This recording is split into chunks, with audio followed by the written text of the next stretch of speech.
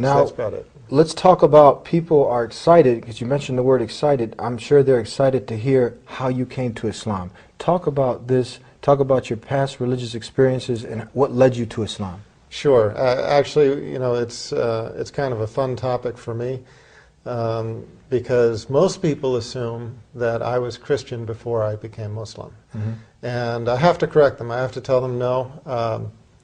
I was trying very hard to be a Christian. I had tried for many years to be a Christian in many different ways, and it just never worked out for me. And I get a lot of funny looks when I say that.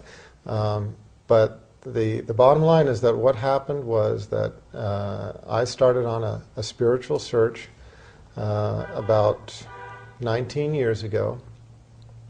I had a daughter who was born with what's called a coarctation of the aorta. It's a lethal problem, meaning that a child born with this condition most often dies, and they usually die in a particularly bad way, meaning that they have open heart surgery, and then a few years later they repeat the open heart surgery, and then a few years later they repeat it. As the child is growing, they have to increase the size of the graft, and in the end these children die. So this was the first time when I got the news of her condition. This is the first time in my life I felt I had no control. I couldn't do anything about this situation. Every time before in my life, when there was a problem, I dealt with it on my own. If I needed more money, I worked harder. If this needed fixing, I found somebody or I fixed it myself, etc., etc. And everybody knows what I'm talking about. When this baby was born, her name was Hannah, she went straight to the intensive care unit. Her body from here down was almost the color of my suit, closer to the color of your suit, just kind of a dusky gunmetal blue, because her body was not getting oxygen. Her body was literally starving in front of our eyes. Oxygen starved in front of our eyes, and that part of her body was literally dying. And when I saw that, like I said, it was the first time in my life that I needed to turn to some greater power. I was atheist up until then. I had been raised in a family that was basically Quaker, one of the Protestant sects, but not practicing. And I myself had never taken on any religion. So I had to leave the intensive care unit because they brought in a team of doctors, a team of specialists in the field. And while they were doing their thing, I just went to the prayer room. And for the first time in my life, I really prayed. And I prayed kind of the typical atheist prayer. There's a prayer called the prayer of the skeptic. The prayer of the skeptic goes like this: "Oh God, if there is a God, save my soul, if I have a soul." Yeah. Okay, that's the prayer of the skeptic. And most atheists, when they pray in this way. They say, "Oh God, if you are there," because they're not quite sure. And that's basically what I prayed. I just said, "Oh God, if you're there, I don't know if you're there or not, but if you are, I need help." And I made a promise to my Creator on that day. I promised that if He would save the life of my child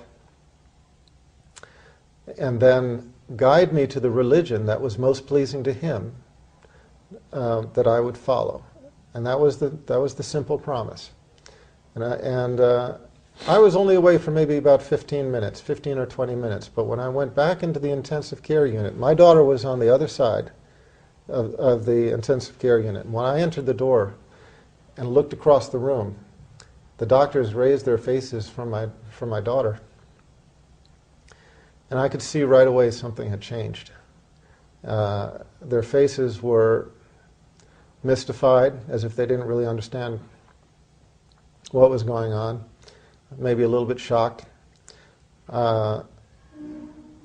When I walked up to them, they simply told me that she was going to be okay, and that she wouldn't die. And sure enough, she went back to being a completely normal child in all respects. I mean, normal quirks, but completely healthy. She didn't have surgery. She didn't need medication. Just her condition completely reversed. And here's the thing. We had an ultrasound film of her heart beforehand.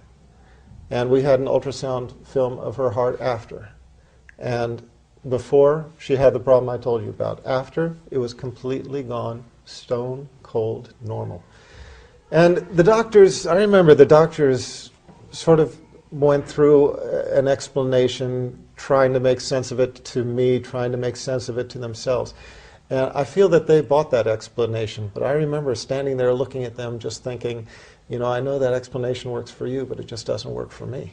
I prayed this prayer. And I just have to believe that this was the hand of my Creator. So I knew He had made good on His promise, and I had to make good on mine. So that started me on a religious search. And I thought I would find the truth in Christianity. I studied Judaism first. That led me to studying Christianity. I thought I'd find the truth there for years. Years I tried to convince myself. I tried to become Christian. I mean, I went to Seventh-day Adventist, Mormon, Quaker, Southern Baptist, Roman Catholic, Greek Orthodox,